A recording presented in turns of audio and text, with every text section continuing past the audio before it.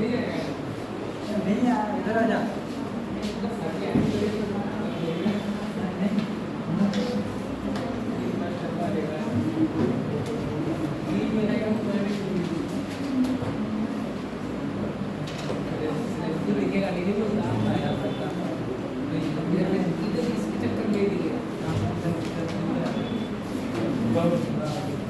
Last time हम लोग क्या पढ़ रहे थे? अच्छा थर्मोडायनामिक्स चलेगी ना? जी सर। चलो लास्ट टाइम पर हम लोग दीपावली हो गई सभी लोगों की? जी सर। सही हुई? अच्छी हुई। कोई जला तो नहीं? नहीं सर। पटाखे नहीं वाले पटाखे और बम अपने हाथ में फोड़े हों, है ना? कई पटाखे और बम तुमने अपने हाथ में फोड़े हों। नहीं सर ऐसा नहीं है। ऐसा हो सकता है। जलाने वाले लाए थे हमको। हैं? जलाने वाले लाए थे। जलाने वाले कैसे? जनरेटर बोलते हैं। माचिस की तरह आते हैं उसमें लगाओ। अच्छा अच्छा माचिस वाले हैं। डिब्बी आती है उससे जलते नहीं है।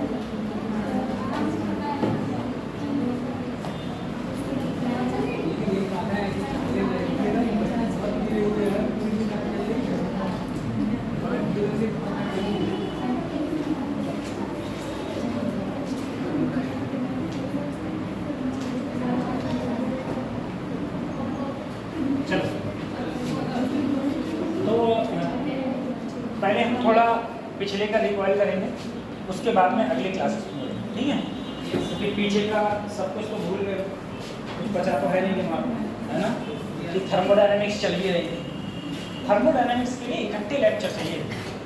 अब इकट्ठे लेक्चर में ये जैसे मतलब आज लेक्चर है, कल लेक्चर है, उसके बाद लेक्चर नहीं पता चले फिर तुम फिर भूल जाओ पूरी। तो मैं कोशिश करूँगा कि आज और कल में तुम्हारा हाँ थर्मोडायनामिक्स लगभग खत्म के कगार पर पहुँच जाए।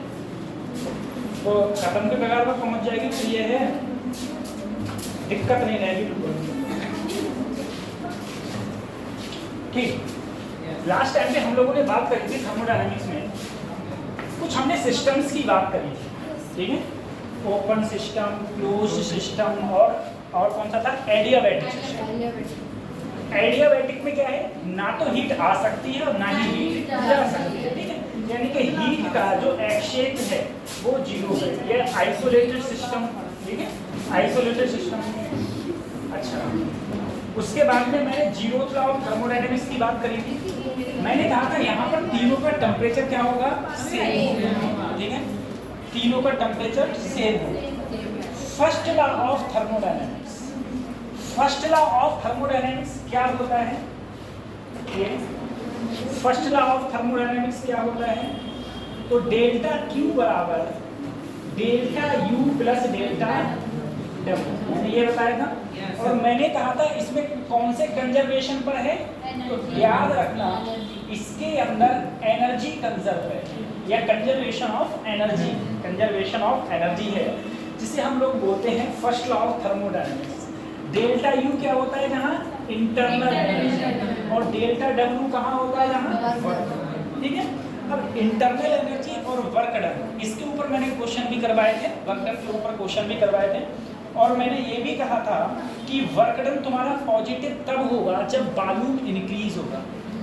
अगर वॉल्यूम डिक्रीज होगा उस समय पर वर्क डन क्या होगा? नेगेटिव, ठीक है? ये पॉजिटिव होगा, ठीक है? अगर तुम हीट को ऐड करोगे, ठीक है?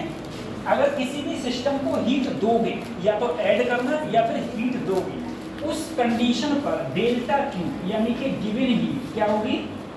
पॉजिटिव। लेकिन अगर तुम किसी सिस्टम से हीट लोगे, ठीक है, तो डेल्टा क्यू क्या हो जाएगा वहां पर? तो डेल्टा क्यू वहां नेगेटिव हो जाता है, ठीक है? अच्छा, अगर किसी का टेम्परेचर राइज कर रहा है, टेम्परेचर इंक्रीज हो रहा है, उस कंडीशन पर डेल्टा यू क्या रहेगा? पॉजिटिव रहेगा। अगर टेम्परेचर डिक्रीज हो रहा है उस कंडीशन पर टेम्परेचर क्या होगा? डेल्टा यू की वैल्यू नेगेटिव, डेल्टा यू। दूसरी चीज, अगर किसी को पता हो तो मुझे बताओ कि सर वर्क डन जीरो कब रहता था? वर्क डन जीरो कब रहता था? किसी को पता है तो बताओ वर्क डन जीरो कब रहता है? वर्क डन जीरो कब रहता है? एडियाबैटिक नहीं, एडियाबैटिक में नहीं, वर्क डन 0 रहता है हैं?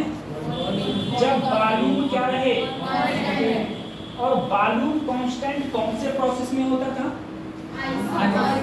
आइसोकोरिक। मैंने कुछ प्रोसेस बताए थे जिसमें प्रेशर कांस्टेंट आइसोबैरिक, जिसमें बालून कांस्टेंट आइसोकोरिक, और जिसमें प्रेशर बालून टेम्परेचर कांस्टेंट उसे बोलेंगे आइसो थर्मल प्रोसेस। ठीक है, ये मैंने 3 प्रोसेस तुम लोगों को उस समय बताए थे। अच्छा, इसके मैंने ग्राफ्स भी बनाए थे तुम्हारे लिए। ठीक है, ग्राफ बना के भी दिखाए थे। मैंने कहा कोई भी तुम्हारे, मान लो कोई भी सिस्टम हो मेरे पास में और तुमसे पूछे वर्क डन, तो मैंने एक फार्मूला बताया था W इक्वल टू या डेल्टा W बराबर P delta V, P delta V। ये मैंने एक्सप्लेन भी कराया था। ठीक है, और मैंने निकलवाया भी था। वहाँ जहाँ पर मैंने कहा था अगर गलती से तुम्हें कहीं पर भी कोई से क्वेश्चन में P और B दिख जाए, P मतलब प्रेशर, B मतलब बालून, अगर इसके बीच में तुम्हें कोई भी ग्राफ दिख जाए तो उस ग्राफ के नीचे का एरिया हमेशा किसके बराबर होगा? उसका एरिया हमेशा वर्क डन के बराबर होता है। मैंने ये बताया था तुम लोगों को। मैंने इसके साथ में बहुत सारे और क्वेश्चंस भी कराए थे। किस टाइप के क्वेश्चंस कराए थे? देखो इस टाइप के, जैसे मैंने ये क्वेश्चन कराया था। मैंने कहा था बताओ इसमें वर्क डन क्या होगा, तो तुम क्या बोले थे? वर्क डन क्या होगा? इसका एरिया होगा। वर्क डन क्या होगा? एरिया होगा। ठीक है, अब तुम दोनों बताओ सर इस वाले ट्रायंगल के एरिया का फार्मूला, हाँ इस वाले ट्रायंगल के एरिया का फार्मूला क्या होता है? हाइट। ठीक है, बिल्कुल सही। सर अगर कोई भी ऐसा ट्रायंगल है जिसका एक एंगल क्या हो 90 डिग्री, तो उसके जो एरिया का फार्मूला होता है 1 बेस इंटू हाइट। ठीक है, 1 बेस इंटू हाइट, ये उसका एरिया का फार्मूला होता है। मैंने कुछ चीजें इसमें और कही थी। ठीक है, अब वो बताओ तुम। सबसे पहले तुम बताओ सर AB प्रोसेस में वर्क डन कितना होगा? पॉजिटिव, नेगेटिव, जीरो, मेरे 3 ऑप्शन है। Positive, negative, zero AB process में, A से B तक जाने में पॉजिटिव होगा। कितना होगा? पॉजिटिव। अपना दिमाग लगाओ ना, उसके कहने से क्या है, अपना दिमाग लगा के बताओ ना। उसने कहते पॉजिटिव होगा, है ना? बताओ क्या होगा? तू बता मोरिया, A से B प्रोसेस में वर्क डन क्या होगा?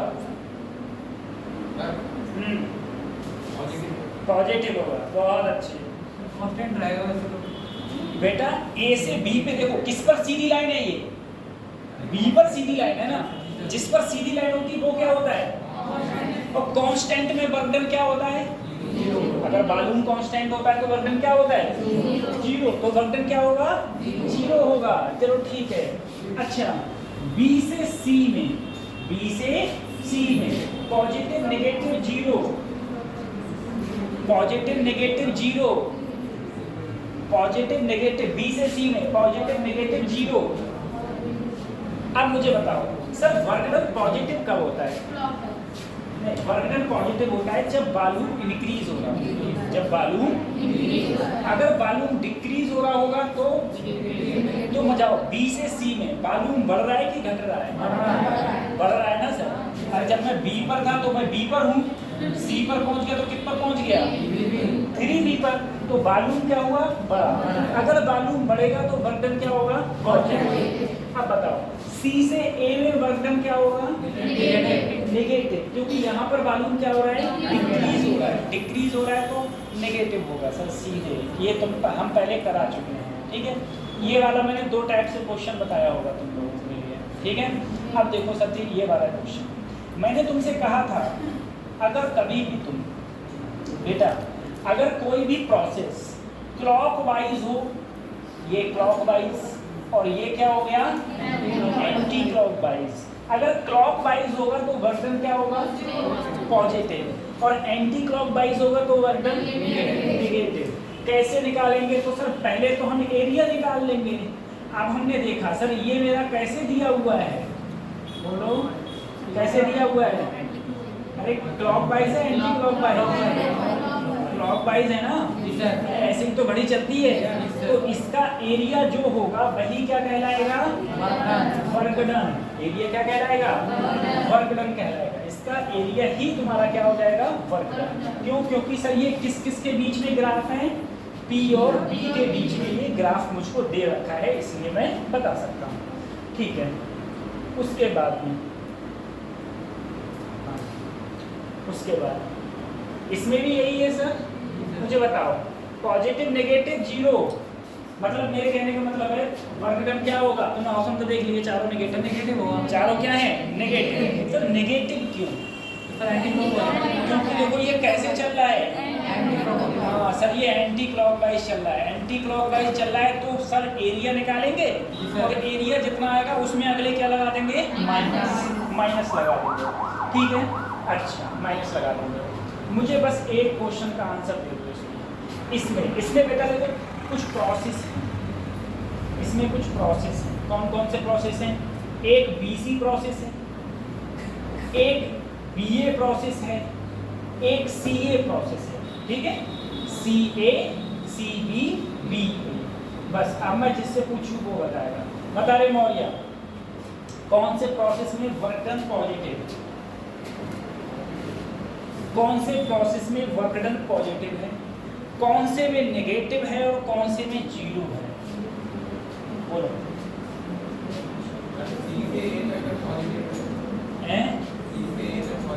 C से A, C से A ये बोले पॉजिटिव है। सही बात गलत बात?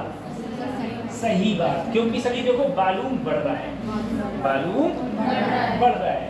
सर A से भी जीरो है क्योंकि वॉल्यूम कांस्टेंट है। यह सीधी लाइन। सर यहाँ पर वॉल्यूम घट रहा है तो यहाँ क्या होगा? नेगेटिव होगा। और टोटल क्या हो जाएगा? सर नीचे प्रेशर ऊपर वॉल्यूम है जी। अच्छा, अरे हाँ ये तो मैं देखें, यहाँ प्रेशर है, यहाँ क्या है? वॉल्यूम। भाई चेक करो इसे, प्रेशर है वॉल्यूम। अब देखो बेटा इसमें वॉल्यूम क्या है? कांस्टेंट। सीधी लाइन यही तो है। तो यहाँ क्या होगा? जीरो। यहाँ पर वॉल्यूम इंक्रीज हो रहा है, यहाँ वॉल्यूम क्या हो रहा है? इंक्रीज। तो यहाँ पर क्या होगा? पॉजिटिव। और यहाँ पर देखो सर वॉल्यूम धीरे धीरे कहाँ आ रहा है? नीचे। देखो अभी वॉल्यूम कितना है बेटा? 2। और यहाँ पर आते आते कितना हो गया?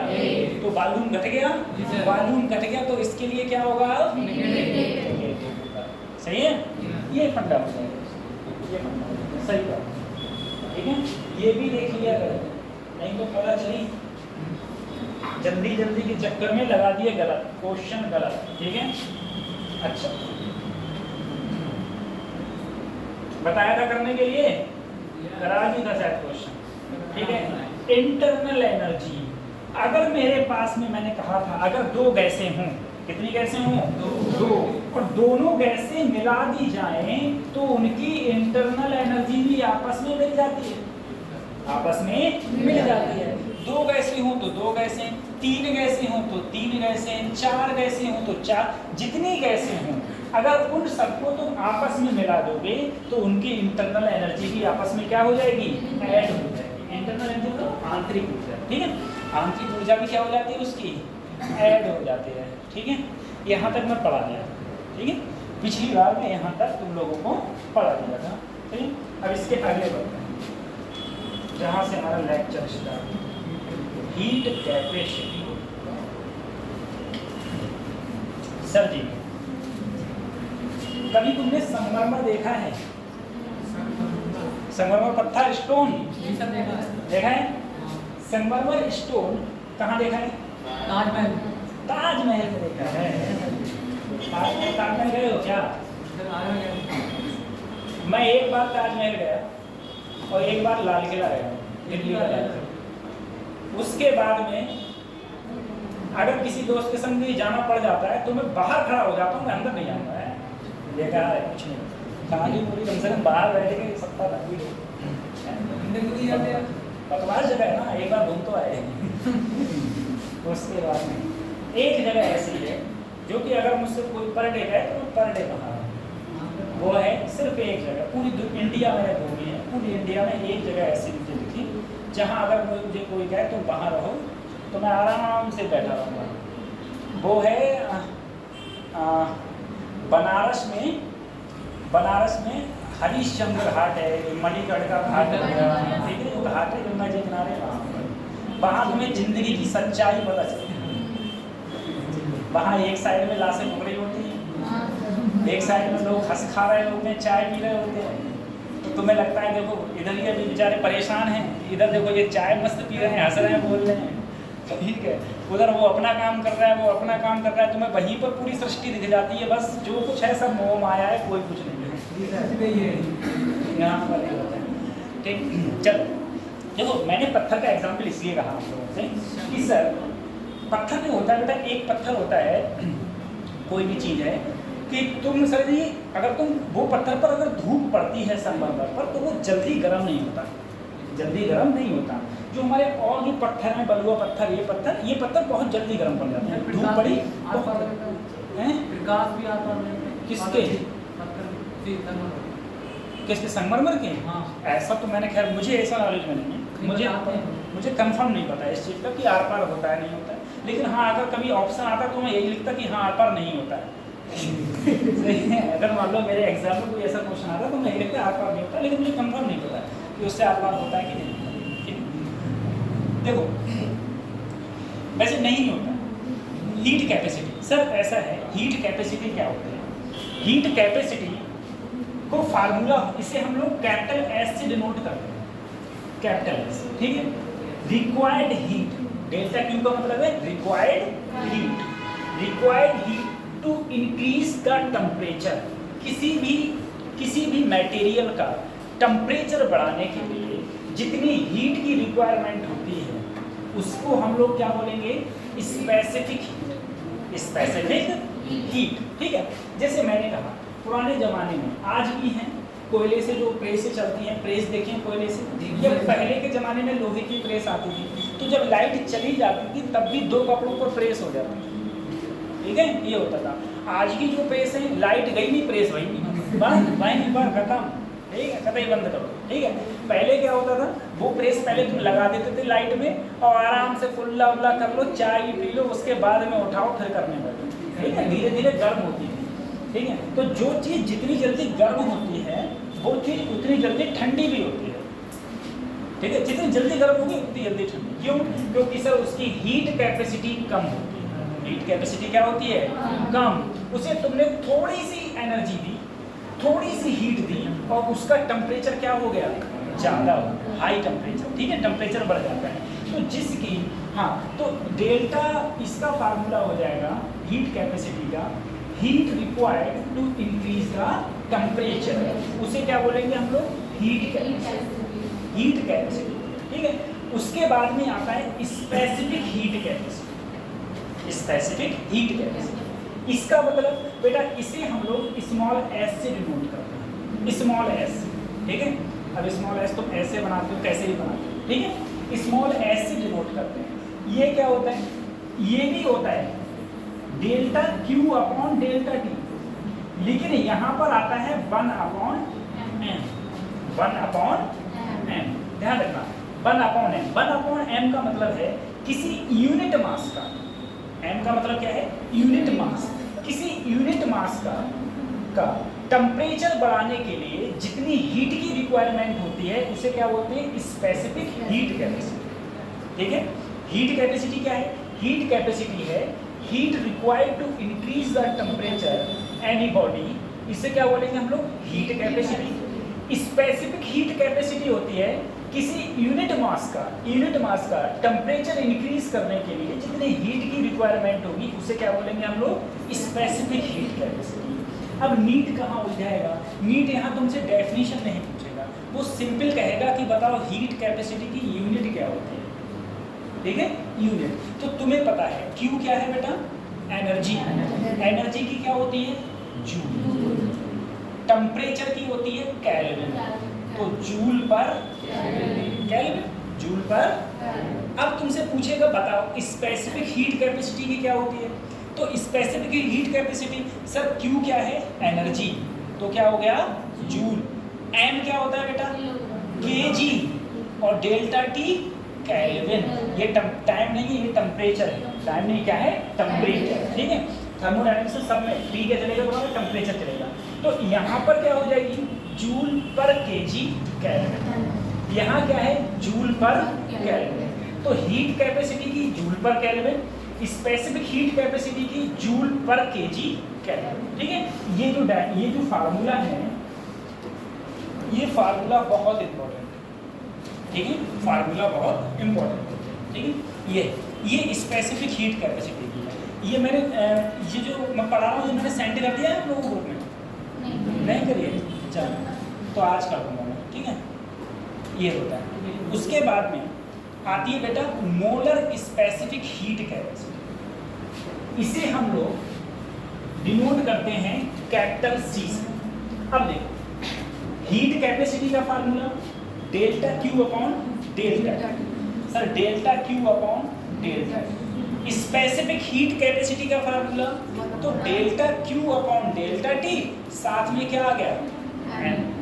इसे कैपिटल एस और इसे स्मॉल एस। बिल्कुल ठीक है। अब हम लोग अगले बढ़ते हैं। देखना मोलर स्पेसिफिक हीट कैपेसिटी, इसका क्या है the amount of heat required to rise the temperature of 1 gram mole, 1 gram mole। ठीक है, स्पेसिफिक हीट कैपेसिटी में क्या कर रहे थे हम यूनिट मास, यूनिट मास। यहाँ पर देखो जहाँ मोलर आ गया तो वहां पर नीचे क्या रहेगा 1 ग्राम मोल, 1 ग्राम मोल। ठीक है, 1 ग्राम मोल। तो बेटा किसी भी 1 ग्राम मोल, 1 ग्राम मोल मास की, 1 ग्राम मोल मास की। ठीक है, अच्छा मुझे एक बार बताओ सर एक मोल में, एक मोल किसे कहते हैं? ये समझ में एक मोल किसे कहते हैं? एक मोल क्या होता है? एक मोल, मोल तुमने पढ़ा है ना? एक मोल क्या होता है? एक मोल क्या होता है? एक मोल क्या है? एवोगाड्रो नंबर है, एवोगाड्रो नंबर है 6.023 गुणा 10 की घात 23। ठीक है, ये क्या है? ये एक संख्या है। ये किसकी संख्या है? कार्बन नहीं, कार्बन 12 के लिए हम वो तुम अलग चीज से डिसाइड करते हो। हम मोल से केमिस्ट्री से रिलेटेड है। केमिस्ट्री हो गई, वो केमिस्ट्री हो गई। नहीं, यहाँ पर अगर तुम्हारे पास इतने एटम्स हैं, इतने क्या हैं एटम, तो इतने एटम को मिला के जो इतने एटम को मिला के जो बनता है उसे क्या बोलते हैं हम लोग? एक मोल। ठीक है, और इसका जो मास होता है उसे बोलते हैं 1 ग्राम मोल, 1 ग्राम मोल बोलते हैं। ठीक है, 1 ग्राम मोल। अच्छा अब हम लोग जरा इसकी बात कर रहे हैं तो देखो इसने कहा 1 ग्राम मोल का टेम्परेचर राइज करने के लिए जितनी हीट की रिक्वायरमेंट होती है उसे क्या बोलते हैं हम लोग? Molar specific heat capacity. Molar specific heat capacity. ठीक है, मोलर स्पेसिफिक हीट कैपेसिटी बोलते हैं। ठीक, सही है। अब बताओ, तुम बताओ बेटा आखिर में सर हीट कैपेसिटी का फार्मूला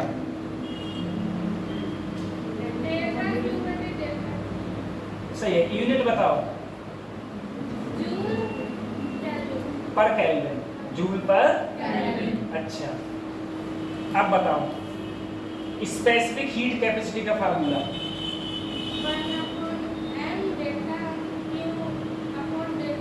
फार्मूला बताओ।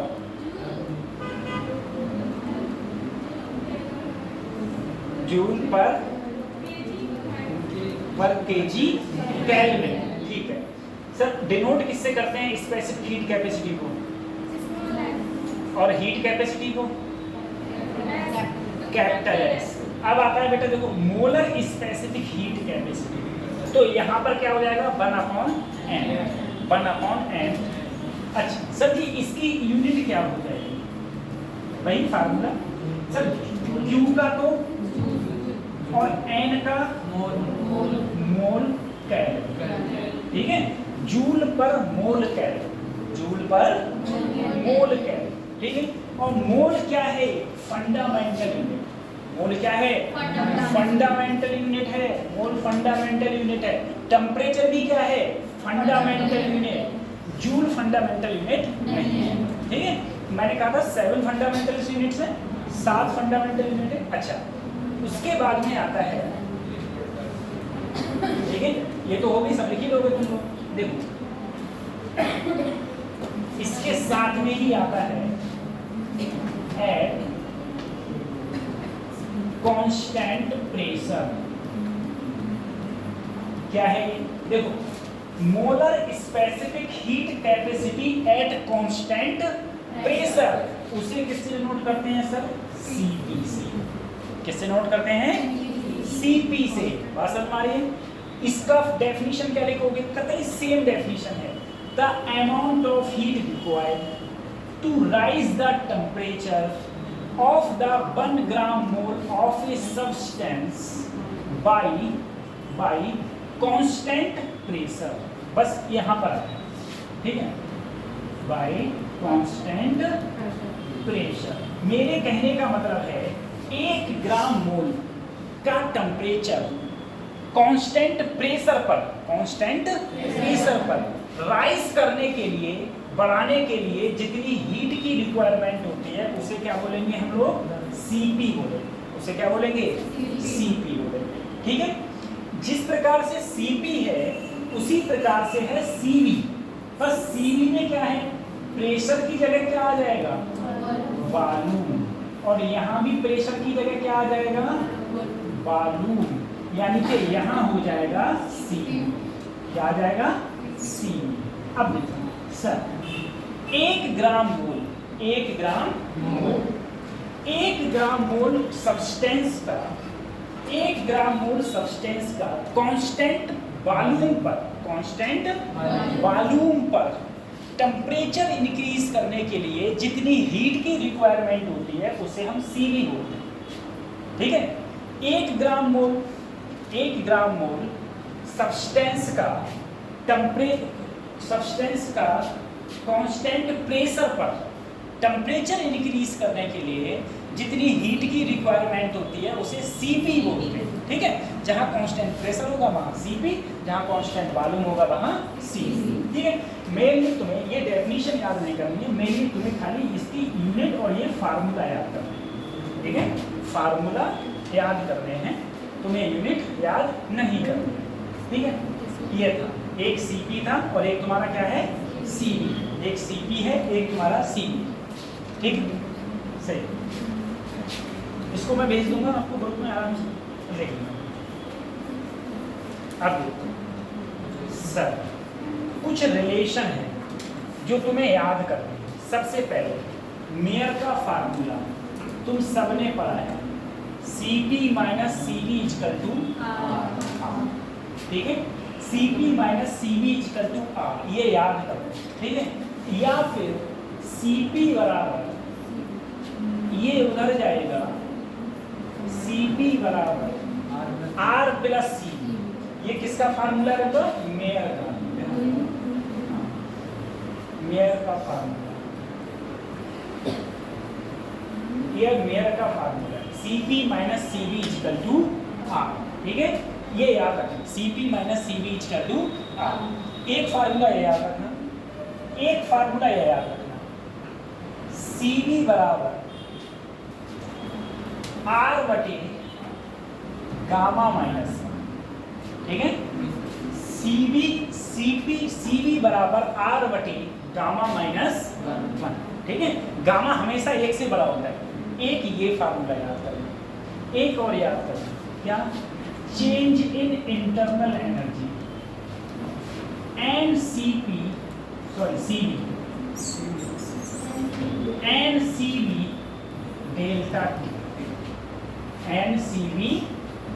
डेल्टा टी, ये फार्मूला याद रखना, and CV delta T. CV का फार्मूला आर बटे गामा माइनस 1, सीपी बराबर या CP minus CB equal to R. ये 3 फार्मूला जो तुमको याद करना, ठीक है, 3 फार्मूला, ठीक है। और ये फार्मूला तो इतनी बार आएगा कि तुमको अपने आप ही रख जाएगा, अपने आप रख जाएगा, ठीक है। डेल्टा यू बराबर N C B delta T, C P बराबर आर प्लस सी बी बराबर आर बटे गामा माइनस 1, ठीक है। ये फार्मूला तुम लोगों को रटी जाएगा, ठीक। ये याद कर,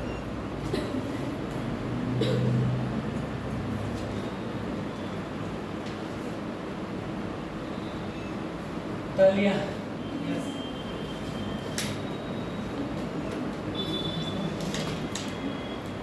हो गया, ठीक है। ये फार्मूला आपको याद करना है, सही है। अब देखो बच्चों,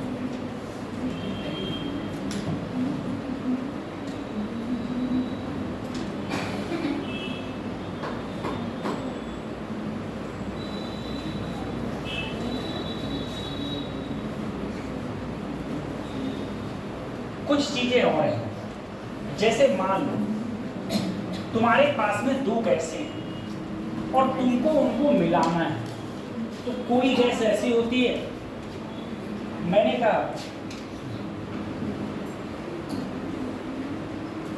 thermodynamics parameter for mixture of gases, जब हम दो गैसेस को मिलाएंगे, सर पानी को तो हम आसानी से मिला देते हैं, पानी को लेकर एक पानी में दूसरा पानी मिला दे, वो कौन से उड़ रहा है, उड़ थोड़ी ना रहा है, ठीक है। लेकिन गैस तो तुम्हारी उड़ जाती है।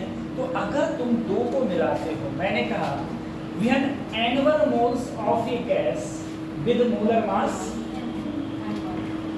एक मेरे पास गैस है n1 मोल्स की और उसके पास मोलर मास क्या है m1, और वो मिक्स करी जाती है n2 मोल्स की जिसके पास मोलर मास क्या है n, ठीक है। दो गैसेस हैं, एक है n1 मोल्स है और एक के पास, दूसरे के पास n2 मोल्स है। पहले का मोलर मास m1 है और दूसरे का मोलर मास m2 है, ठीक है। तुमसे कहा गया दोनों को तुमने मिक्स कर दिया, तो मिक्स करने के बाद में उनका मोलर मास क्या होगा, ठीक है। तो फार्मूला होता है ये m बराबर कैपिटल M, ये मिक्स का है, ठीक है, मिक्स मोलर मास है ये, n1 m1 n2 m2 बटे n1 प्लस n2, ठीक है। ये फार्मूला है। जब दो गैसेस को आपस में मिक्स कर दो, तो मिक्स करने के बाद जो उनका मोलर मास होता है उसका फार्मूला ये बन जाता है, ठीक है। अब क्वेश्चन में कैसे कहेगा, क्वेश्चन में तुमसे ऐसे कहेगा कि बताओ मैंने 2 मोल्स की एक गैस है, 2 मोल्स की गैस और कह दिया 20 ग्राम है, दूसरी 4 मोल की 40 ग्राम है। अगर दोनों को मिला दूंगा तो मिक्सर का मोलर मास क्या हो जाएगा, फार्मूला रख दिया, ठीक है। n1 m1 n2 n2 बटे n1 प्लस n2, सिंपल सा फार्मूला ये, ठीक है, ये हो जाएगा। उसके बाद जैसे मैंने बताया तुम्हें इंटरनल एनर्जी, मैंने कहा था तुम्हें 2 हो या फिर 2 से ज्यादा हो, या 2 हो या 2 से ज्यादा। जब 2 या 2 से अधिक गैसेस को आपस में हम लोग मिक्स करते हैं तो उनकी इंटरनल एनर्जी भी क्या हो जाती है, आपस में मिक्स हो जाती है। तो यहाँ पर वही है कि internal energy of the mixture, जब 2 गैसेस को मिलाया जाता है तो उनकी जो इंटरनल एनर्जी हो जाएगी वो U1 प्लस U2 हो जाएगी, ठीक है। अच्छा, सीबी मिक्सचर, ये बच्चों सीबी मिक्सचर याद रखना। देखो जैसे मैंने कहा था U बराबर U1 प्लस, तुम अभी मैंने लिखवाया है डेल्टा U का फार्मूला, ठीक है। क्या लिखवाया है, NCB डेल्टा T, तो U के लिए NCB डेल्टा T, यहाँ 1 है तो N1 CB1 delta T, N2 CB2 delta T, ठीक है। अब इन दोनों देखो यहाँ पर डेल्टा T कॉमन हो गया, डेल्टा T कॉमन हो गया, तो देखो डेल्टा T हो गया, तो सिर्फ क्या बचा यहाँ पर देखो, अगर मैं टोटल मोल्स देखूं तो वो किसके बराबर होंगे, N1 प्लस, तो यहाँ पर N की जगह रख दिया N1 plus N2 CB, N1 CB1 N2 CB2, यहाँ से CB का ये फार्मूला, ठीक है। ये फार्मूला आ गया CB का, N1 CB1 N2 CB2 बटे N1 plus N2, N1 plus N2, ठीक है। ये तुम्हारा फार्मूला आ गया इसका। ये मिक्सचर ऑफ Cv है। जब दो गैसेस को जब हम लोग मिलाते हैं, दो गैसेस को हम लोग मिलाते हैं तो ये मेरा फार्मूला आ जाता है मिक्सचर ऑफ Cv, ठीक है, मिक्सचर ऑफ इसका, ठीक। ये मैं सेंड करूँगा आपको।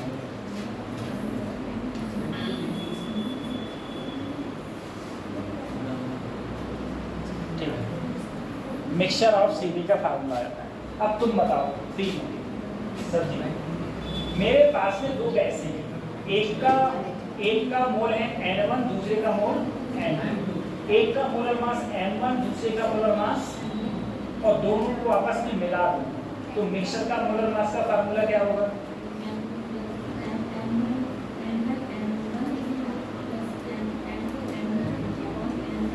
प्लस N, ठीक है। अब मुझे बताओ, तुम तीनों बताओ, मेरे पास तीन गैस जिनके molar mass N1, N2, N3, वो moles N1, N2, N3, molar mass M1, M2, M3 आपस में मिला दो तो मिक्सचर क्या होगा बेटा?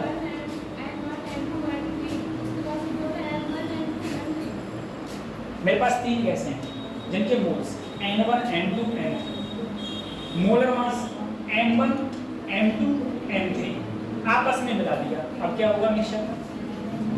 तो मिक्सचर क्या हो जाएगा सर जी? N1, M1, N2, N2, हाँ, बस दिक्कत क्या है सर? छुट्टी सही है। चार होते तो मैं चार को मिला देता, जितने होंगे वो उनको मिलाते हुए चला जाऊंगा, कोई दिक्कत वाली बात नहीं है। इसी प्रकार से अगर मैंने दो गैस को ना तीन गैस को मिलाया होता और तुमसे मिक्सचर ऑफ Cv पूछता तो क्या था सर जी? अरे N3Cv3 प्लस N3, ठीक है। अगर तीन गैस उसको मिलाता तो मेरा ये हो जाता, ये हो जाता। इसी प्रकार से सर गामा है मेरा। अगर मेरा गामा का मिक्सचर होगा, ठीक है, अभी सर गामा तो हमको पता ही नहीं, गामा तुम क्या बता रहे थे, गामा भी बता देंगे हम क्या होता है, ठीक। गामा का फार्मूला होता है, अगर दो गैसेस को मिला दिया है तो उनका गामा भी मिल जाता है, और मिक्सचर ऑफ गामा का फार्मूला होता है N1 प्लस N2 बटे गामा माइनस 1। इस पर अभी मैं आऊँगा एक बार, इस वाले पर मैं एक बार आऊँगा। N1 बटे गामा 1 माइनस 1, N2 बटे गामा 2 माइनस 1, ठीक है। अभी ये याद नहीं तो कोई दिक्कत नहीं, अभी मैं इस पर आऊँगा एक बार, ठीक। इस पर अभी हम लोग एक बार आएंगे।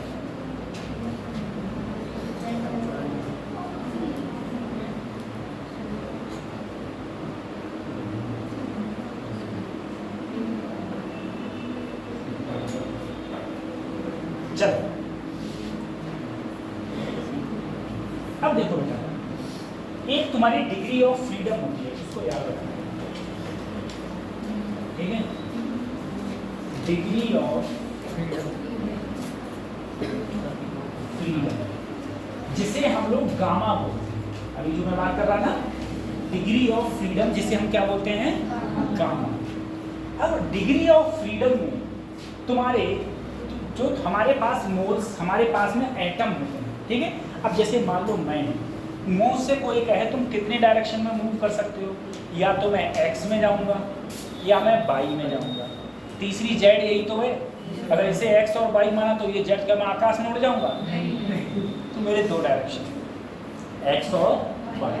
चिड़िया के तीन, चिड़िया आगे भी पीछे भी उड़ भी सकती, तीन डायरेक्शन। हवाई जहाज तीन, पतंग तीन, यही तो है, ठीक है। तो इसकी तीन डायमेंशन है, ठीक है।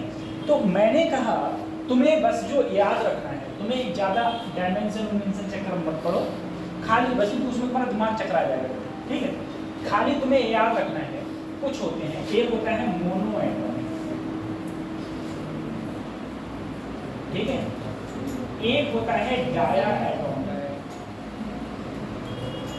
एक होता है ट्राई एटॉमिक लीनियर, एक होता है पॉली एटॉमिक, ठीक है। इसमें हम लोग ट्राई एटॉमिक नॉन लीनियर भी आ जाता है,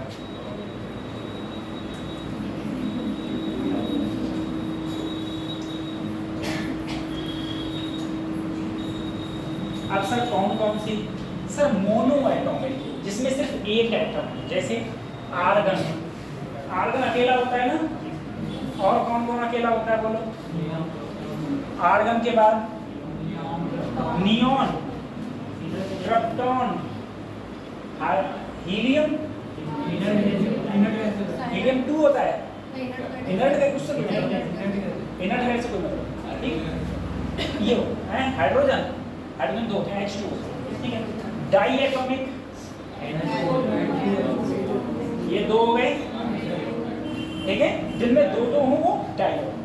try atomic linear, H2, H2O नहीं होता है, शायद ये होता है कि नहीं होता है, C2H4। C2H4 का अगर आप बनाओगे तो C नहीं सर, नहीं एक C ऐसे बनता है, फिर C ऐसे बनेगा, सर तो होता है इसी डबल बॉन्ड C2H2 हो गया है, CO2 हो जाएगा, CO2 हाँ CO2 हो जाएगा,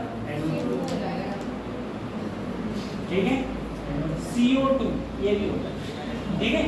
CO2 को अगर तुम बनाओगे तो C ऐसे और 2 ऐसे, ये CO2 होता है, ठीक है, ऐसा C। इसे बोलेंगे हम लोग लीनियर है। सर नॉन लीनियर, अब नॉन लीनियर कौन सा आ गया? तो नॉन लीनियर में सब कुछ भी H2O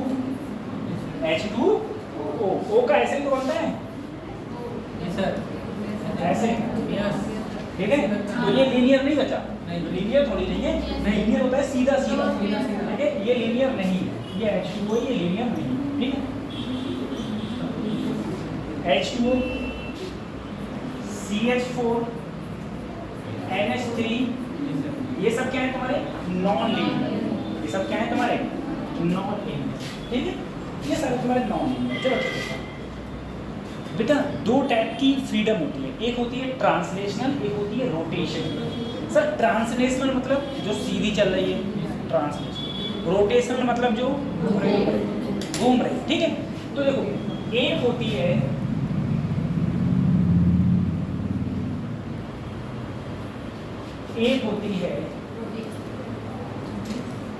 और यहाँ आएगा टोटल, क्या आएगा?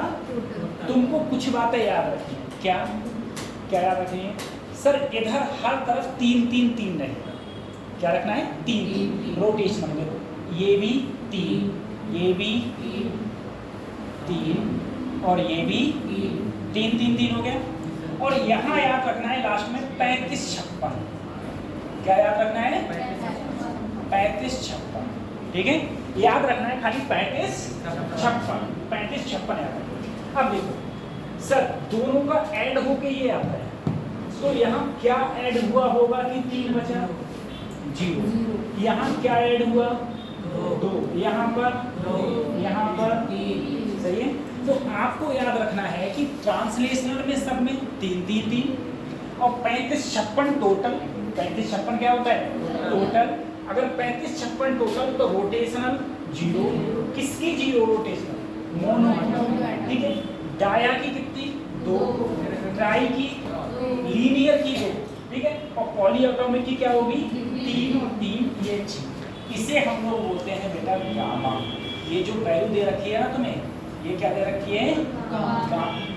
नहीं, degree of freedom, sorry, degree of freedom है। डिग्री ऑफ फ्रीडम क्या होती है? गामा में F। डिग्री ऑफ फ्रीडम क्या होती है? F, ठीक है। डिग्री ऑफ फ्रीडम क्या बोलते हैं? F से डिनोट। ये तुम्हें F दे रखा है।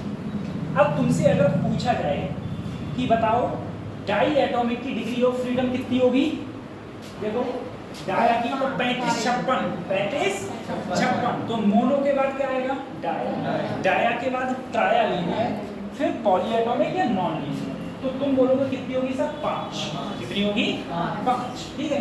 तुमसे कहा जाए ट्राई एटॉमिक लीनियर की, वो भी 5, वो भी 5। पॉली एटॉमिक की कितनी होगी? 6, ठीक है। तो तुमको याद रखना है सिर्फ 35 56, 35 56 ये याद रखना, ठीक है। उसके साथ में एक फार्मूला याद रखना है, ठीक है। एक फार्मूला याद रखना है उसके साथ।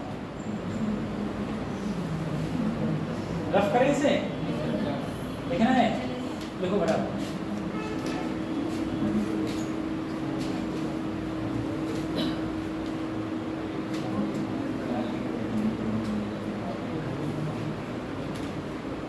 तुम बताओ पीछे CV का फार्मूला गामा के टर्म में,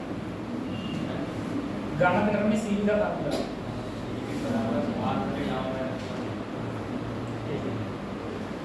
मेयर का फार्मूला क्या है? आज वैल्यू पता है?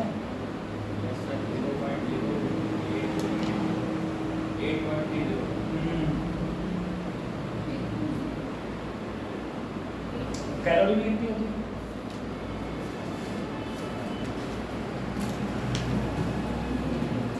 एक कैलोरी बराबर 4 बने दिया टू।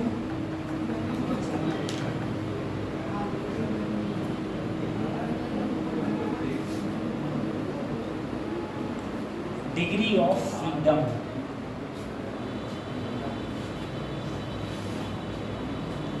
अभी सब 5-6 दिन घर लेके आया है, पढ़ाई किसने करी? दिन भर बस इधर आओ और मुझे तो उधर आओ, धोखा थोड़ी ना होगा है। इधर आए मटोरा में हाथ डाला, मटोरा जानते तुम? नहीं जानते? बर्तन बेटे इसमें गुजिया नहीं खाते, वो मटोरा होता है। मटोरा बोलते हैं, मटोरा खत्म हो गया, पहले मटोरा बोलते हैं। हम तो तुम्हारे कमंडल में रख देते थे, कमंडल में है, बड़े वाले कमंडल में रख देते हैं। नहीं तो किसी के यहाँ, जिसके यहाँ दूध नहीं हो रहा होगा तो वो पतीले में रख देते हैं, पतीला में, ताकि पतीले में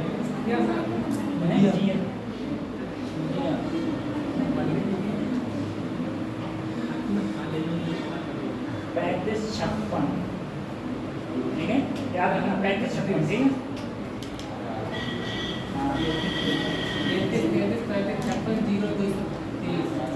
35-56 याद रखो, बाकी तो भूल जाओगे। अगर तीनों याद करोगे तो एक भूल जाओगे, कोई फायदा नहीं, इसलिए खाली 35-56, ठीक है। 56 देखते हो। अब देखो सर, एक रफ कर रहा हूँ मैं सर, एक फार्मूला याद रखना बेटा, गामा बराबर फार्मूला होता है 1+2 अपॉन, गामा बराबर 1+2 अपॉन, ठीक है। गामा बराबर 1+2 अपॉन, मुझे बताओ सर CV का फार्मूला था R/, गामा माइनस, ये फार्मूला था R/, गामा माइनस, मैं गामा की जगह ये वैल्यू रखा तो R/, 1+2 अपॉन है, और लास्ट में क्या है -1 से ये F कहाँ जाएगा, तो हो जाएगा RF/2, RF/2। CV का फार्मूला आया सर RF/2। अब देखो मैं तुमसे पूछूं CV का फार्मूला गामा के टर्म में, तो तुम क्या बोलोगे? R/गामा माइनस। मैंने तुमसे पूछा CV का फार्मूला डिग्री ऑफ फ्रीडम की टर्म में, तो तुम बोलोगे RF/2, ठीक है। या FR कर दो या RF कर दो, RF/2, RF/2, ये किसका फार्मूला है सर? CV का फार्मूला, ठीक है, CV का फार्मूला। और गामा बराबर क्या होता है? 1+2 अपॉन F, 1+2 अपॉन F, ये फार्मूला याद हो गया, RF/2, ठीक है, RF/2। और वैसे फार्मूला होता है R/गामा माइनस 1, R/गामा माइनस 1, ये फार्मूला होता है, ठीक है, 1+2 अपॉन F।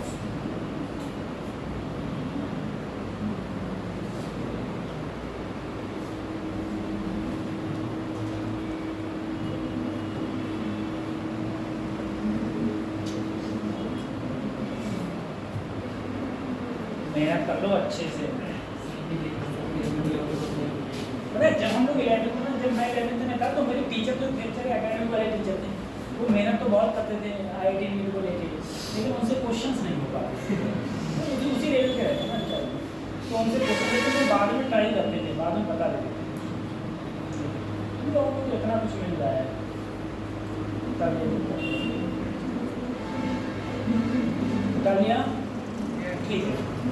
दूसरी चीज, अब तुम लोग बताओगे, तुम लोगों को बताना, ठीक है? एक मोनो डाया ट्राई लीनियर, ठीक है? मैं ऐसे लिख दे रहा हूँ, और पॉली। अब तुम्हें बताना है सर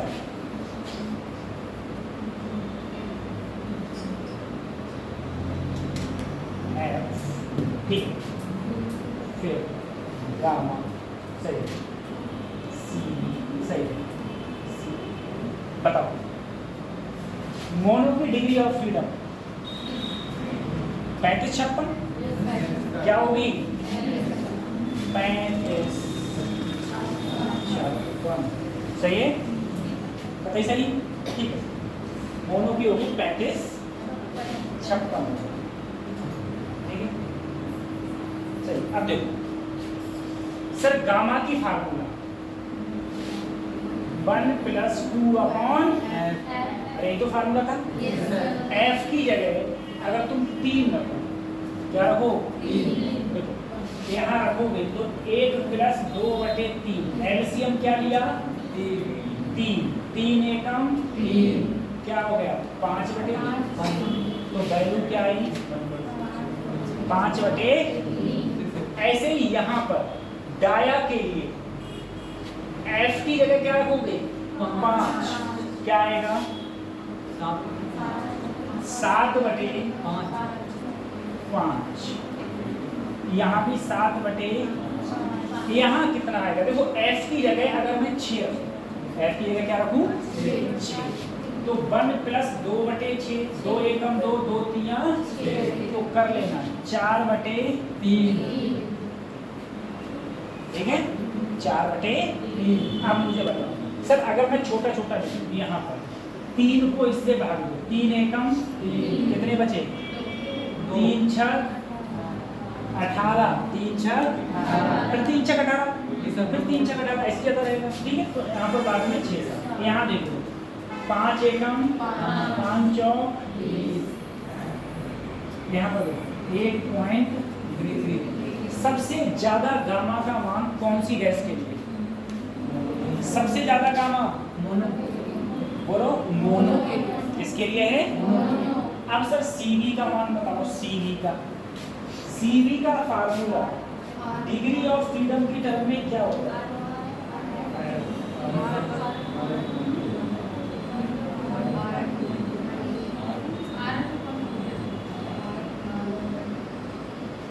क्या होता है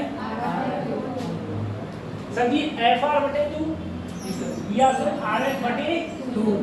मुझे बताओ RF सर, RF या FR, जो तुम्हारी इच्छा करे, यही तो CV होता है सर, ठीक है? अब बताओ यहाँ पर डिग्री ऑफ फ्रीडम कितनी है? 3, तो F की जगह क्या रखूंगा? तो 3R/2। यहाँ कितनी है? तो 5R/2। यहाँ पर भी, और यहाँ क्या रखूंगा? 6, और जब 6 को 2 से काटूंगा तो कितना आएगा? हो गया? अब CP कैसे निकालूं? देखो CP का एक फार्मूला था, CP / CV प्लस, इसका मतलब अगर मैं इसमें R जोड़ दूं तो मुझे CP आ जाएगा, ये तो हो जाएगा। अब 3/3R/2 में देखो 3R/2 में R जोड़ना, इसके नीचे कुछ नहीं है तो क्या है? 1, एलसीएम हो गया 2, तो यहाँ 3R और यहाँ 5R/2 हो गया, तो यहाँ क्या आएगा? 5R। इसमें जोड़ोगे बेटा, जोड़ लेना 7R/2, यहाँ जोड़ लेना 7R/2। अब 3R में 1R जोड़ोगे तो कितना आएगा? 4, ठीक है? तो मेरे कहने का मतलब ये है, अगर तुम्हें फार्मूला आते हैं और तुम्हें 35-56 पता है, क्या पता है? 35-56, तो तुम किसी भी चीज का CP बता सकते हो, CV बता सकते हो, गामा बता सकते हो, ठीक है? तुम्हें गामा तो एटलीस्ट ये पता होना चाहिए कि सबसे ज्यादा गामा मोनो, फिर डाया का, सबसे कम गामा पॉली पॉली का होता है, ठीक है। तो F बराबर गामा सी, ठीक है। इसे बताओ क्या करेगा?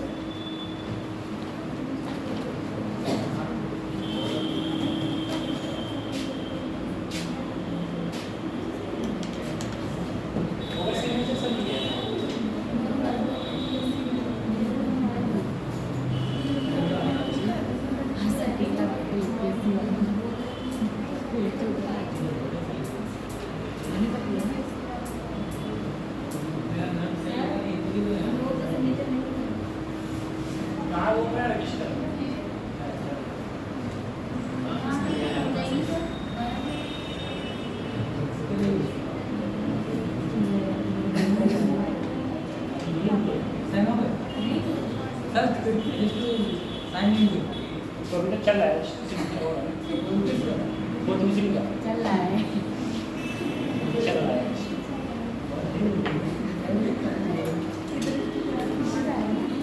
तो F gamma C B C, ठीक है, ये फार्मूला होगा।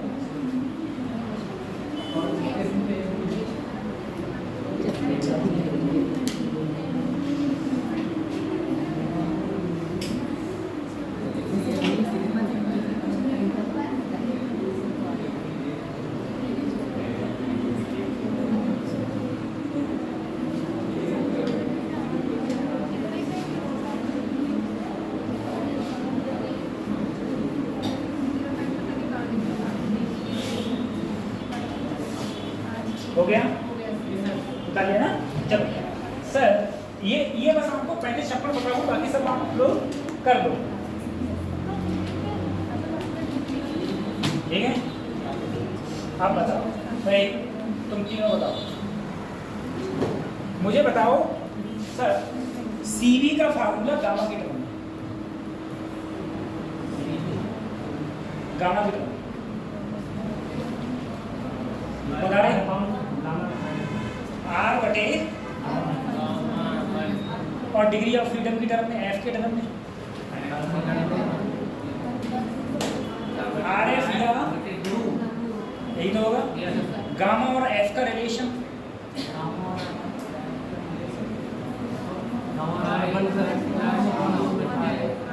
दो बटे, सही है। सबसे ज्यादा गामा किसका?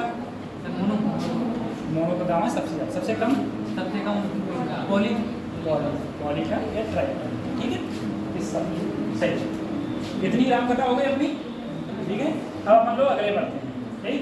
मेयर का फार्मूला क्या होता है? तुम तीनों बताओ, मेयर का फार्मूला नहीं, मेयर का फार्मूला होगा नहीं भैया? अरे बस साफ बात कर रही है, क्या होता है बताओ? CP minus CV equal to R, ठीक है। ये 11वें में प्रूव भी किया जाता है, ये 11वीं कक्षा में क्लास 11 में प्रूव भी किया जाता है, ठीक। सही,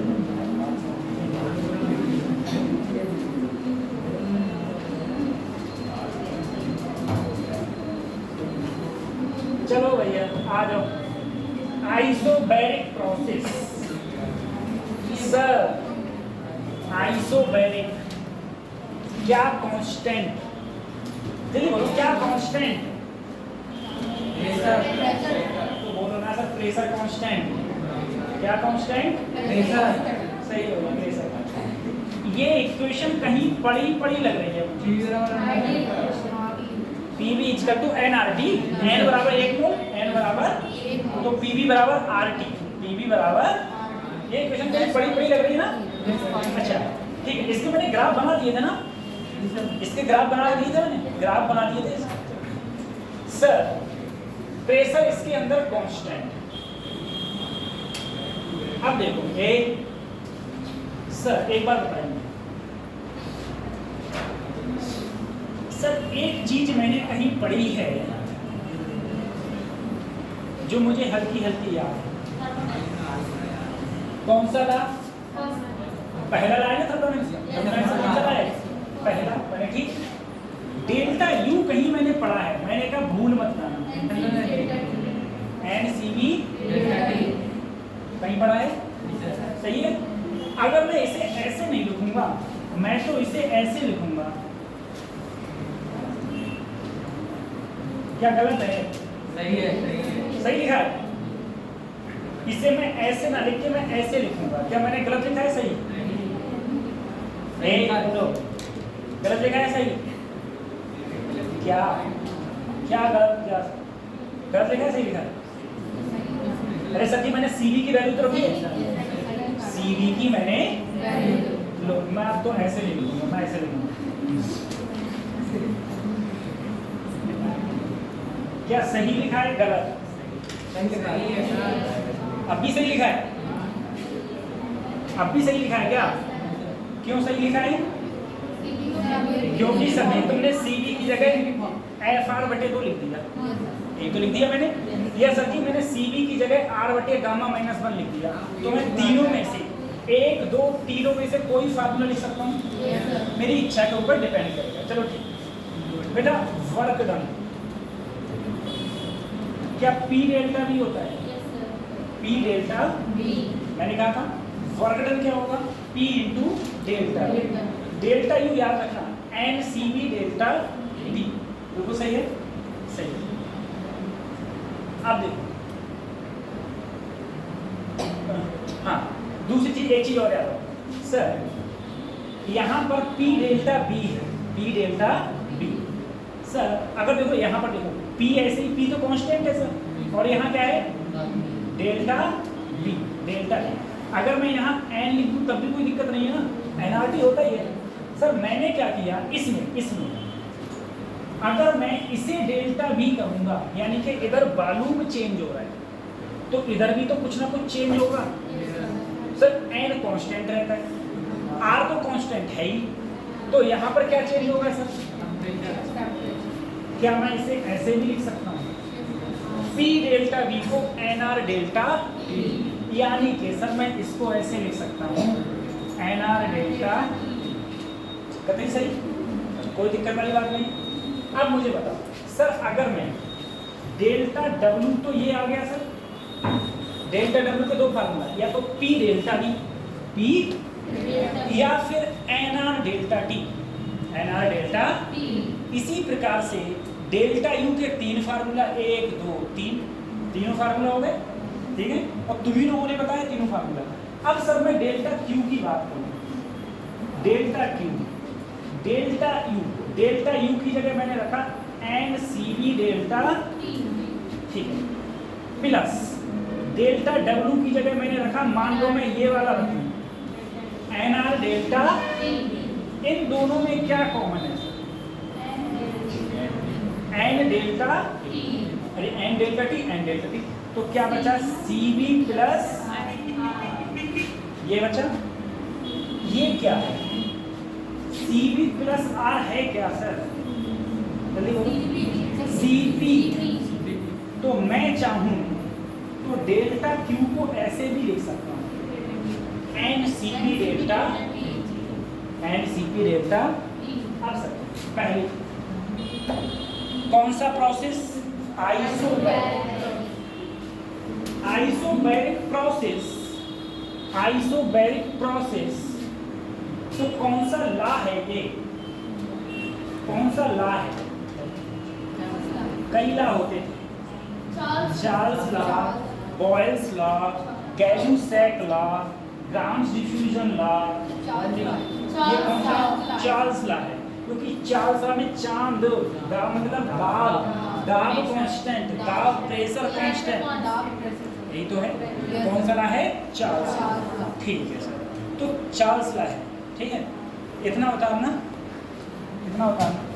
तुम बस कुछ चीजें हैं जो याद रखो हमेशा। वर्क का formula P delta B, work का P डेल्टा B, और इंटरनल एनर्जी का NCV डेल्टा T, बस इतना याद रखना है, NCV डेल्टा T, और डेल्टा Q और delta W P delta B, P delta, और P डेल्टा B से ही आया है NR डेल्टा T, और वहां पर तुमने CV की वैल्यू उठा के रखते रहे, तुम्हारे फटाफट मान आते रहे, ठीक है। कौन सा प्रोसेस है? आइसोबैरिक।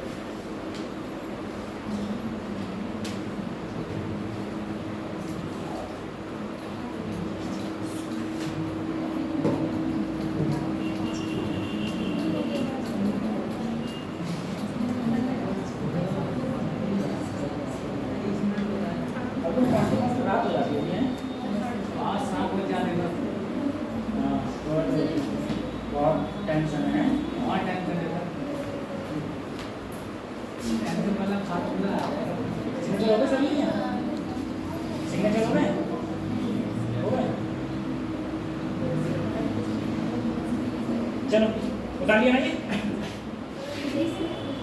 क्या पहले उतार क्या बाद में उतार, टेंशन नहीं होती।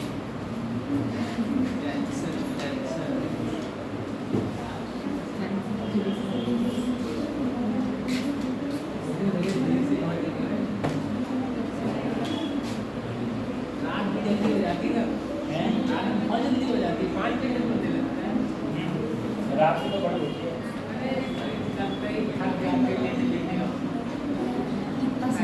इतना सोता है, इतना सोता है, उठा लिया।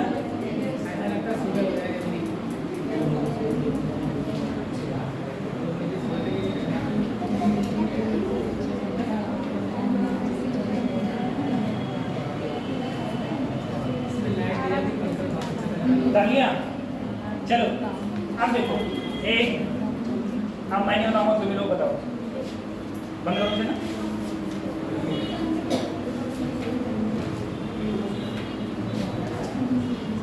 एक आइसोकोरिक प्रोसेस, ठीक है, आइसोकोरिक प्रोसेस, ठीक है। एक जो पहली लाइन दूसरी लाइन, तुम ही दो लाइन बोलो, ठीक है। क्या कांस्टेंट, गलत मत लिखवा देना, ठीक है। हाँ, बालून कांस्टेंट, कौन सा प्रोसेस, प्रोसेस कौन सा, आइसोबैरिक, आइसोकोरिक, सही, आइसोकोरिक प्रोसेस, कौन सा ला, कौन सा ला,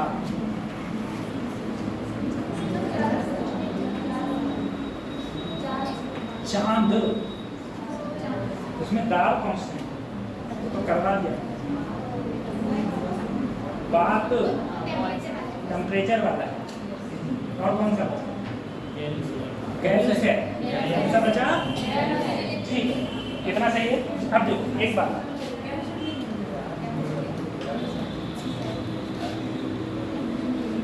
सही है। एक डेल्टा यू, फार्मूला बनाओ डेल्टा यू का,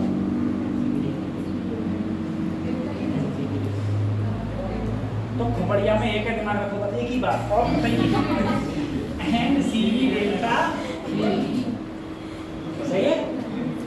एन बस डेल्टा यू जहां है, N C B delta T, मुझे कुछ बताइए ना, N C B delta T, N C B delta T, ठीक है। अब मैं अगले लिखवा नहीं रहा हूँ, सी बी के दो रूप और है वो मैं लिखवा नहीं रहा हूँ, ठीक है। एक अब तुम तीनों महाना बताओ, डेल्टा डब्ल्यू, डेल्टा डब्ल्यू, तुम बताओ पूरी लाइन, डेल्टा डब्ल्यू, हाँ देखो लाइन, जीरो होगा, जीरो, क्यों जीरो, क्योंकि बालू क्या है सर, सही है। अब अगर मैं डेल्टा क्यू निकालूं, मुझे बताओ बेटा, अगर ये जीरो है तो क्या ये डेल्टा यू के बराबर नहीं है, और मैं डेल्टा यू को क्या लिख सकता हूँ, तो क्या यही डेल्टा क्यू है, जो डेल्टा यू है वही डेल्टा बात समझ में आ गई, एन सी बी डेल्टा, ठीक है। अब सर जी वो बात अलग है, मेरी इच्छा करेगी तो मैं यहाँ ऐसे लिखूंगा, आर बटे gamma minus one delta T, या फिर N F R delta T बटे, मेरी इच्छा है, मैं लिखूं तो लिखूं, नहीं लिखूं तो कोई बात नहीं। बात समझ में, ये जीरो क्यों हो गया ये भी पता है, और ये यहाँ से ये डेल्टा क्यू बराबर क्या हो गया, डेल्टा।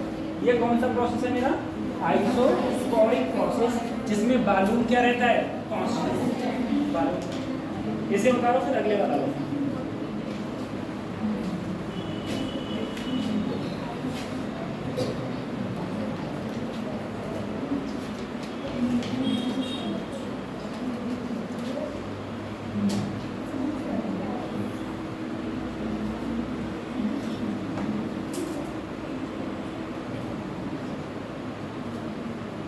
साइन होगा सभी के,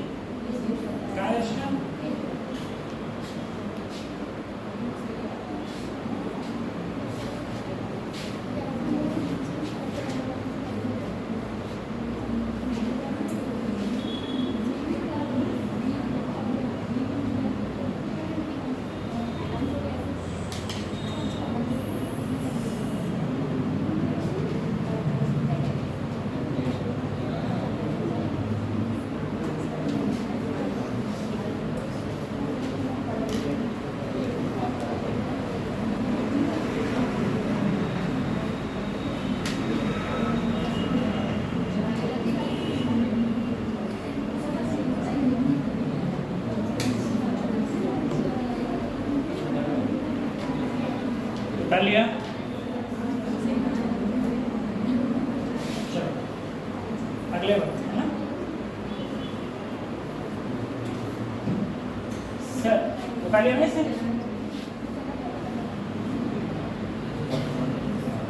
आइसोथर्मल सर, आइसोथर्मल में क्या कांस्टेंट?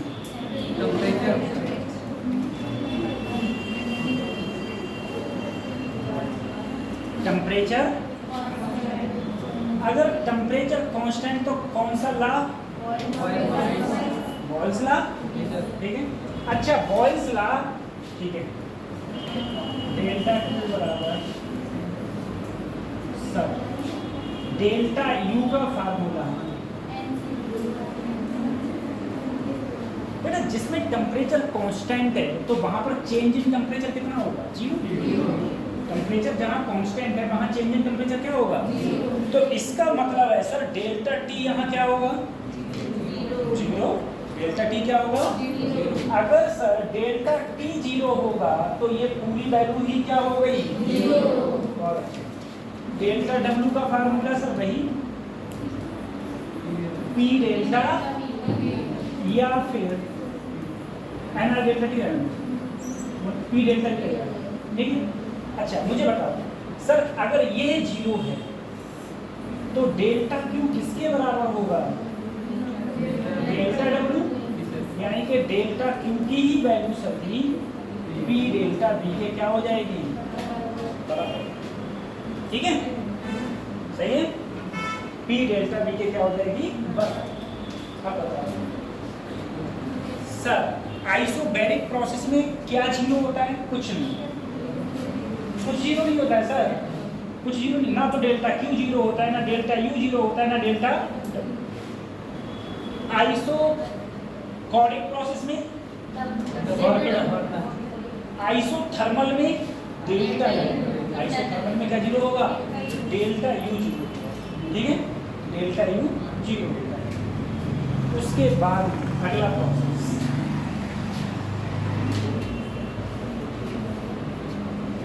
ठीक है, अगले बढ़े। हो गया ना, इसको कुछ है ही नहीं? हो गया सर, ठीक है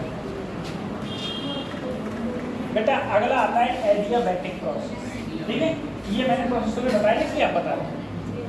एडियाबैटिक का मतलब होता है कि यहाँ पर हीट एक्सचेंज नहीं होती है, यानी कि हीट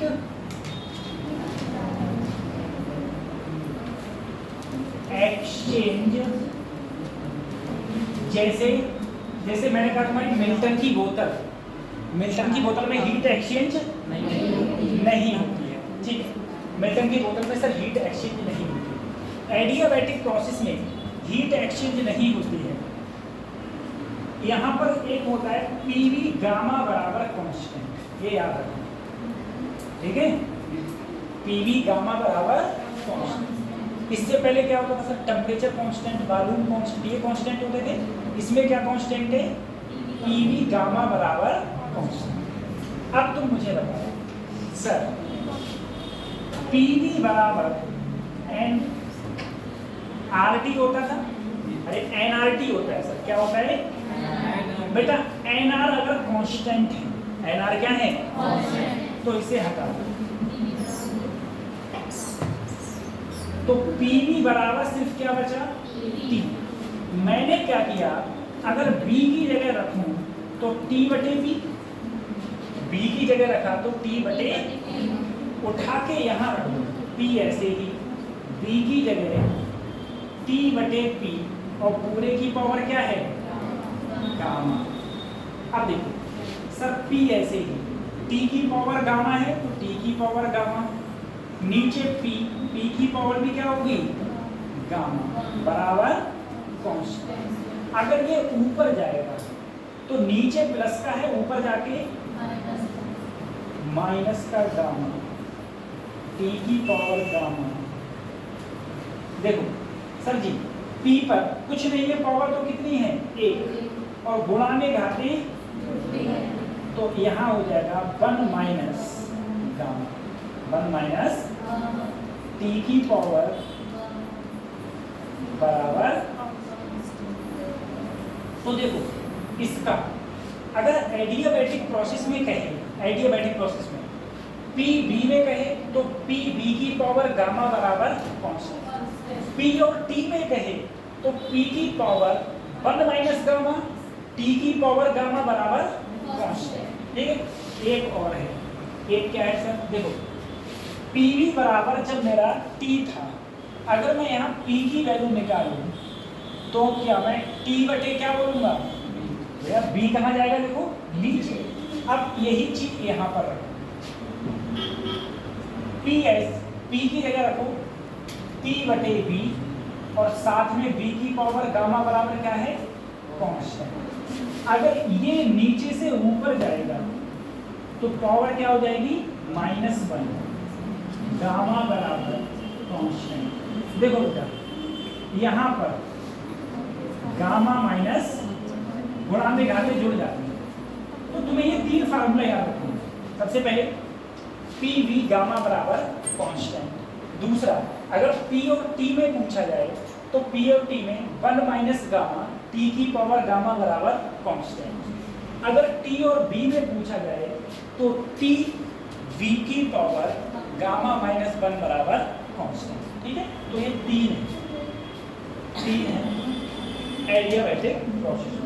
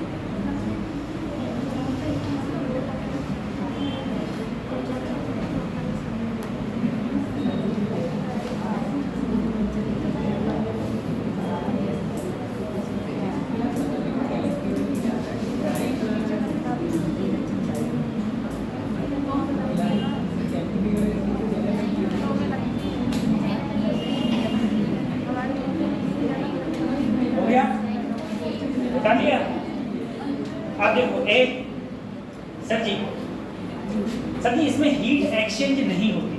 हीट एक्सचेंज का मतलब है ना तो अंदर से हीट बाहर जाती है और ना बाहर से हीट, मतलब ना तो हम इसको हीट दे सकते हैं और ना ही हीट। अगर ऐसा होगा तो इसमें क्या जीरो होगा, डेल्टा क्यू। डेल्टा क्यू क्या होगा, कि ना तो हम हीट ले सकते हैं और ना ही हीट हम दे सकते हैं, यानी कि सर डेल्टा क्यू क्या हो जाएगा इसमें, जीरो। यानी कि सही है, डेल्टा क्यू जीरो हो जाएगा। सही है, बड़े में अब देखो एक तुम बोले सर डेल्टा क्यू इसके अंदर जीरो होगा, लेकिन तुम्हें तो फार्मूला ये पता था। अगर इसमें डेल्टा क्यू जीरो हो गया तो delta U plus delta W यही तो बचा। किसी एक को इधर लाओ तो वही क्या हो, एक हो जाएगा माइनस का, एक हो जाएगा प्लस का। अगर सोचो अगर ये प्लस का तो ये माइनस का, लेकिन अगर ये माइनस का तो ये प्लस का, मतलब ऐसे हो जाएगा। अगर तुम लिखना चाहो तो ऐसे भी लिख सकते हो, डेल्टा डब्ल्यू बराबर माइनस का डेल्टा, ऐसे लिख सकते हो, ऐसे लिख सकते हैं हम लोग। अब तुम बताओ, तुम बोले सर चुपचाप डेल्टा यू का फार्मूला लिखो। मैंने कहा क्या है डेल्टा यू का फार्मूला, वही एन सी बी डेल्टा, सही है सर, या फिर एन आर बटे गामा माइनस 1 डेल्टा। मैंने कहा ठीक है, यही तो हो सकता है। ठीक है, तो अब देखो सर, अब यही किसके बराबर है, ये डेल्टा यू है, ये क्या है बच्चों, डेल्टा यू। अगर डेल्टा यू ये है तो डेल्टा डब्ल्यू क्या होगा इसमें, माइनस आएगा। अरे माइनस लगा दो सर खाली, एन आर बटे गामा माइनस 1 इंटू डेल्टा। ठीक है, अच्छा डेल्टा टी सबको पता है क्या होता है बेटा, टी फाइनल माइनस टी ये होता है। ठीक है, तो ये इसका फार्मूला हो गया, ये फार्मूला हो गया। ठीक है, डेल्टा टी, डेल्टा डब्ल्यू ये हो गया सर, और डेल्टा यू ये हो गया। अगर एक में प्लस होगा तो दूसरे में माइनस होगा, ठीक है, एक में प्लस होगा तो दूसरे में माइनस होगा। Adiabatic process, adiabatic process, adiabatic process में हीट एक्सचेंज क्या होगा? जीरो, ठीक है, हीट एक्सचेंज जीरो होगा, सही है। अब बताओ, आप दोनों बताओ, तुम दोनों मुझे बताओ कौन से प्रोसेस में वर्क डन जीरो होता है? कौन से प्रोसेस में वर्क डन जीरो है? आइसोबैरिक में वर्क डन जीरो, ठीक है। कौन से प्रोसेस में कुछ जीरो नहीं होता? आइसोबैरिक में। कौन से प्रोसेस में डेल्टा यू जीरो होता है? आइसोथर्मल में। कौन से प्रोसेस में डेल्टा क्यू जीरो होता है? एडियाबैटिक प्रोसेस में जीरो होता है। डेल्टा क्यू क्या होता है? जीरो, यानी कि हीट ना तो मैं ले सकता हूँ ना ही हीट में। और डेल्टा क्यू का बस मुझे एक ही फार्मूला पता है, डेल्टा यू का सॉरी NC, ठीक है।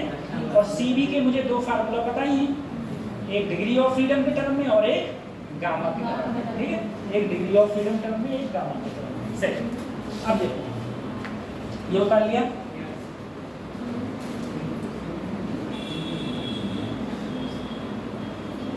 बेटा देखो मैंने तुम्हें अभी एडियाबैटिक के 3 रूप दिखाए। पहला रूप था पीवी गामा बराबर कॉन्स्टेंट। दूसरा रूप जो था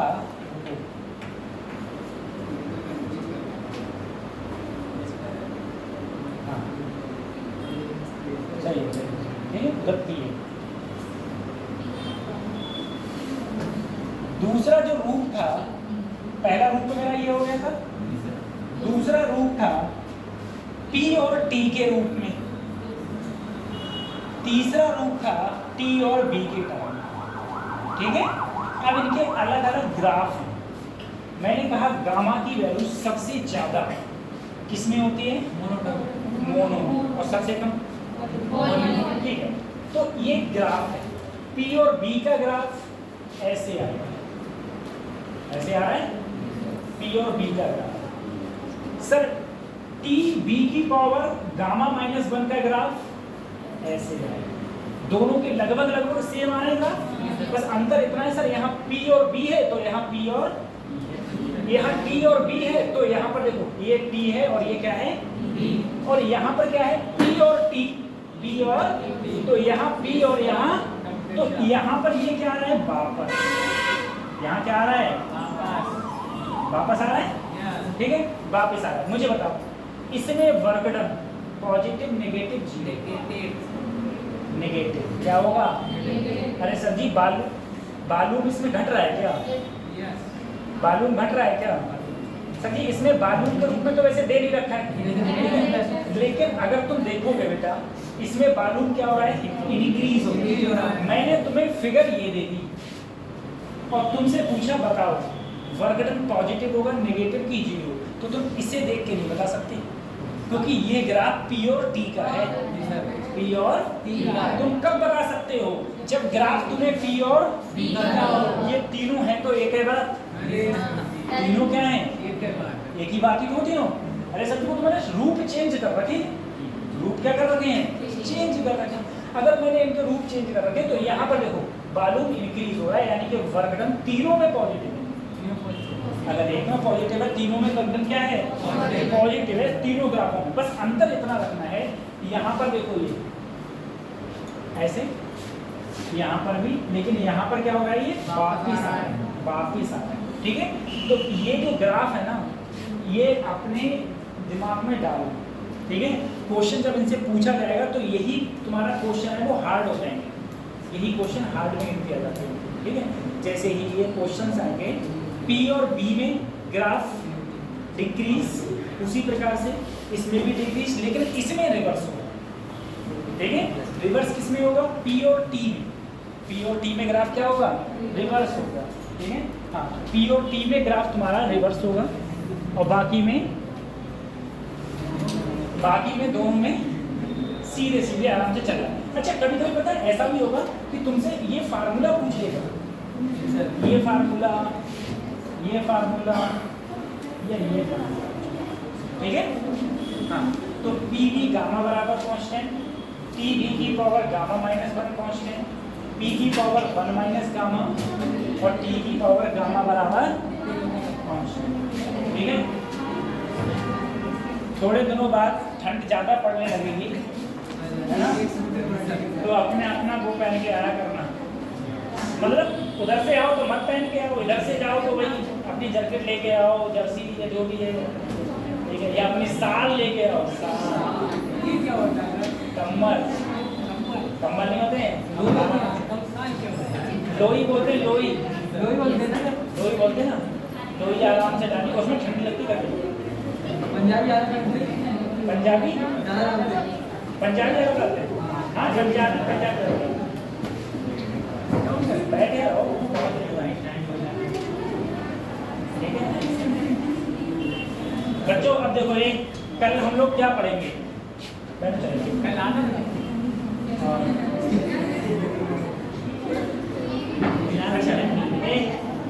कल हम थोड़े ये ग्राफ पढ़ेंगे, एक साइक्लिक प्रोसेस वाला रहेगा, साइक्लिक प्रोसेस पढ़ेंगे, और जो जितने भी मैंने आज बताए हैं वर्क डन, डेल्टा यू, इन सबके कुछ क्वेश्चंस करेंगे और इनके फार्मूला दोबारा से रिवाइज करेंगे, ठीक है। इतना जो हम लोग रिवाइज कर लेंगे कल हम लगभग हमारी थर्मोडायनामिक्स है ना, वो लगभग पार लग जाएगी, क्योंकि कल के बाद फिर मेरी क्लास पता नहीं फिर कब होगी, तो इसीलिए कल मैं इसको हफ्ते में एक ही क्लास रहती है। अरे सही है, दूसरी क्लास कम ही लगे,